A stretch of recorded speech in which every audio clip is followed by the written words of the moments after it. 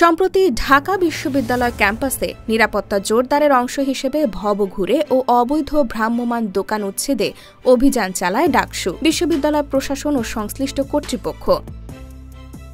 এ অভিযানের প্রতিবাদে শনিবার সন্ধ্যায় বিক্ষোভ মিছিল করে হকাররা। তাদের সঙ্গে সংহতি প্রকাশ করে মিছিলে অংশ নেয় বামপন্থী ছাত্র সংগঠনগুলো। পরবর্তীতে তাদের সহযোগিতায় আবারও কিছু অবৈধ দোকান স্থাপন করা হলে ডাকসুর সমাজসেবা সম্পাদক এবি জুবায়ের এবং সদস্য সর্বমিত্র চাকমার নেতৃত্বে সেগুলো পুনরায় উচ্ছেদ করা হয়।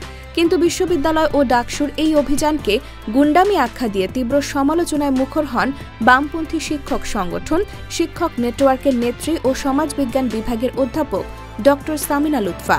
তার প্রশ্ন, ডাকসুর গঠনতন্ত্রটা তো কোথাও দেখি না, কেউ শেয়ার করবেন? দেখি কোথায় লেখা আছে যে ডাকসুর নামে গুন্ডামি জায়েজ। ঠিক এই প্রশ্নের পাল্টা জবাবে ডাকসুর সাহিত্য ও সংস্কৃতি সম্পাদক মুসাদ্দেক আলী ইবনে মোহাম্মদ ছুড়ে দেন আরও কটাক্ষপূর্ণ প্রশ্ন, শিক্ষক নেটওয়ার্কের গঠনতন্ত্রে কোথায় লেখা আছে যে অবৈধ দোকান বহিরাগত ভবঘুরে বা মাদকাসক্তদের আশ্রয় দিতে হবে? এই প্রশ্ন প্রতি প্রশ্নে এখন সরগরম ঢাকা বিশ্ববিদ্যালয় ক্যাম্পাস। শিক্ষকদের সামাজিক দায়িত্ব আর ছাত্র নেতাদের প্রশাসনিক ভূমিকা, দুটি সীমানা কোথায় তা নিয়ে চলছে তীব্র মতবিরোধ।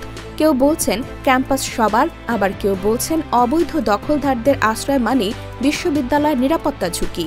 একে অপরের ফেসবুক স্ট্যাটাস এখন পরিণত হয়েছে আদর্শ আর বাস্তবতার সংঘাতের প্রতীকে।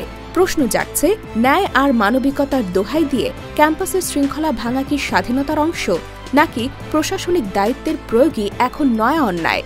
ঢাকা বিশ্ববিদ্যালয়ের এই ঘটনায় যেন বড় করে দেখিয়ে দিল মুক্ত চিন্তার এই চত্বরে এখন চলছে নীতির লড়াই, যেখানে সত্যটা নির্ভর করছে কে কোন দিক থেকে তাকাচ্ছে তার ওপর।